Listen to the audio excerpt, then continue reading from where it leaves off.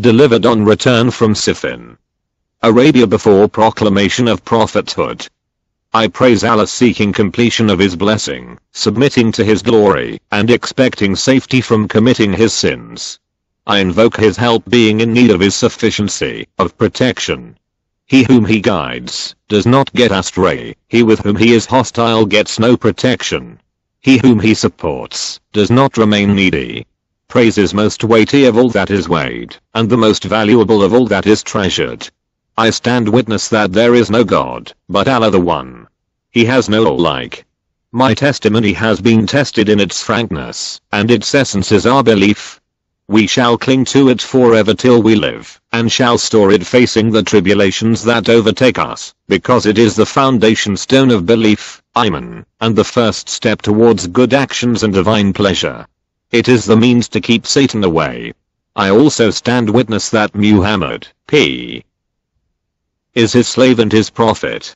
Allah sent him with the illustrious religion, effective emblem, written book, effulgent light, sparkling gleam and decisive injunction, in order to dispel doubts, present clear proofs, administer warning through signs and to warn of punishments. At that time people had fallen in vices whereby the rope of religion had been broken, the pillars of belief had been shaken, principles had been sacrileged, system had become topsy-turvy, openings were narrow, passage was dark, guidance was unknown and darkness prevailed.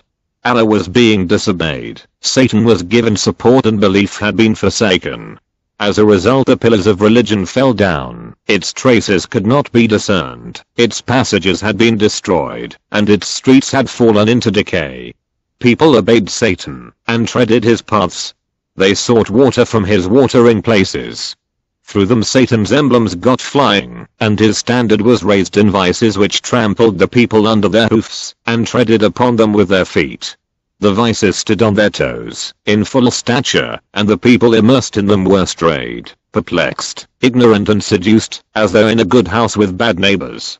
Instead of sleep they had wakefulness, and for antimony they had tears in the eyes. They were in a land, where the learned were in bridle, keeping their mouths shut, while the ignorant were honored. In the same sermon Amir al-Mu'minin referred to al-Nabi, the household of the Holy Prophet, as under. They are the trustees of his secrets, shelter for his affairs, source of knowledge about him, center of his wisdom, valleys for his books and mountains of his religion. With them Allah straightened the bend of religion's back, and removed the trembling of its limbs. In the same sermon he spoke about the hypocrites. They sowed vices, watered them with deception and harvested destruction. Alu Muhammad. Man in the Islamic community can be taken at par with the progeny of the Prophet, Alu Muhammad. One who was under their obligation cannot be matched with them. They are the foundation of religion and pillar of belief. The forward runner has to turn back to them, while the follower has to overtake them.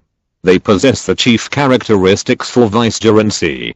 In their favor exists the will and succession of the Prophet.